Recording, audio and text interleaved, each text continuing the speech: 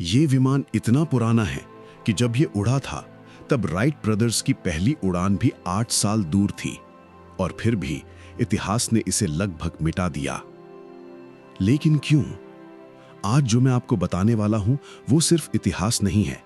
ये दिखाता है कि इतिहास किसे याद रखता है और किसे चुपचाप भुला देता है।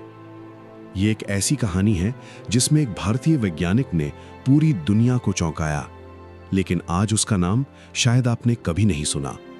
और वीडियो के बीच में जो तथ्य आएगा वो इस कहानी को एक बड़े राजनीतिक खेल से जोड़ देता है, एक ऐसा खेल जो आज भी चल रहा है।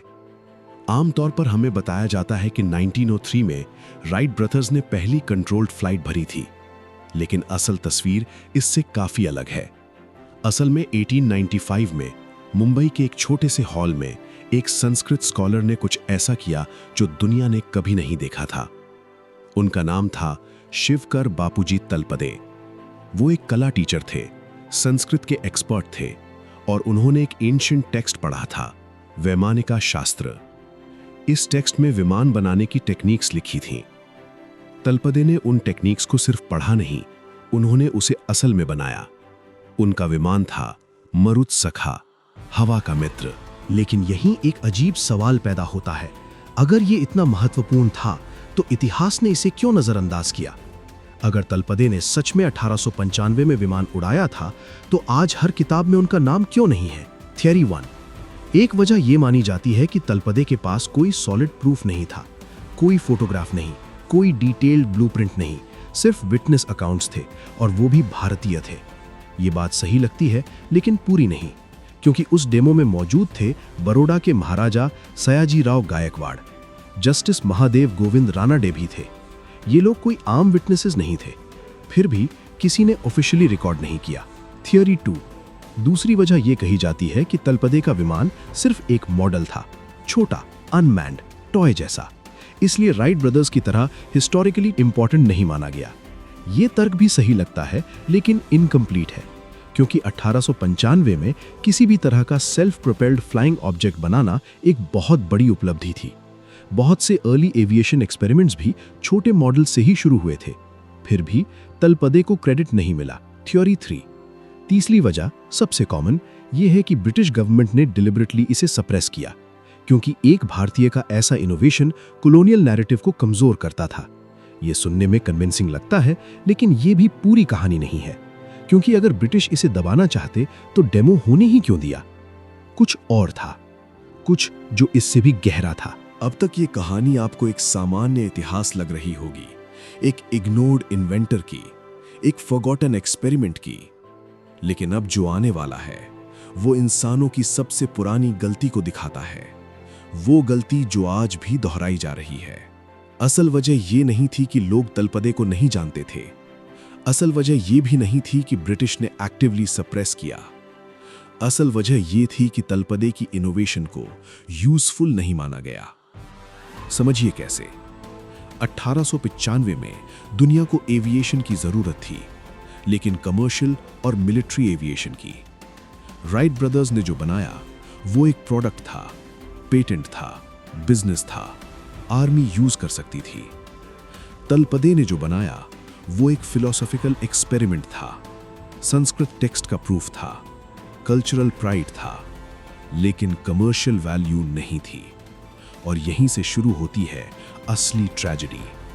जब कोई चीज सिर्फ कल्चरल अचीवमेंट बन जाती है और इकोनॉमिक या मिलिट्री टूल नहीं बनती, इतिहास उसे रिकॉर्ड नहीं करता। इतिहास सिर्फ उसे याद रखता है जिसे इस्तेमाल किया जा सके।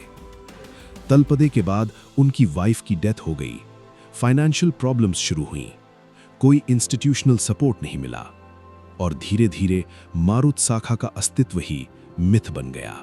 और सबसे डरावनी बात यह है, आज हम बिल्कुल वही कर रहे हैं। आज भी भारत में हजारों इनोवेशंस हो रहे हैं, जुगाड़ इंजीनियर्स हैं, सेल्फ टॉट साइंटिस्ट्स हैं, रूरल इन्वेंटर्स हैं, लेकिन अगर उनके पास पेटेंट नहीं है, फंडिंग नहीं है, इंग्लिश में पेपर पब्लिश नहीं है, तो उन्हें सीरियस नहीं माना जाता।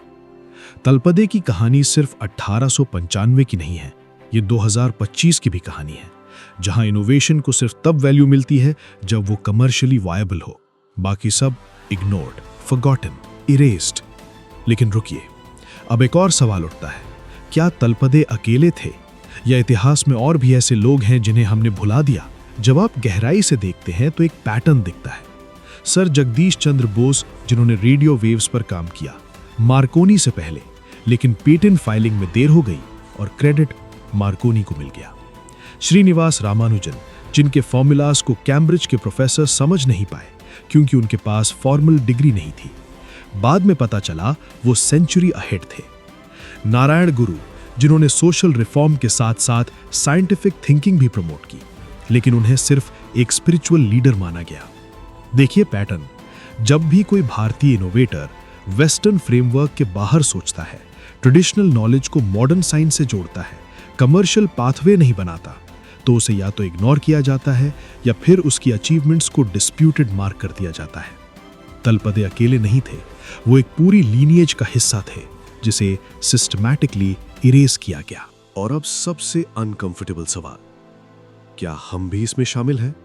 हाँ, हम भी। क्योंकि आज जब कोई कहता है हमारे एंशिएंट टेक्स्ट्स में विमान के बारे में लिखा है, हम क्या करते हैं? हम हंस देते हैं, स्यूडो साइंस बोल देते हैं, व्हाट्सएप फॉरवर्ड समझ लेते हैं।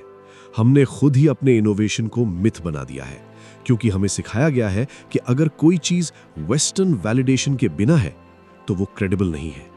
ये कॉलोनियल माइंडसेट नहीं गई है, वो अब हमारे अंदर बैठी है।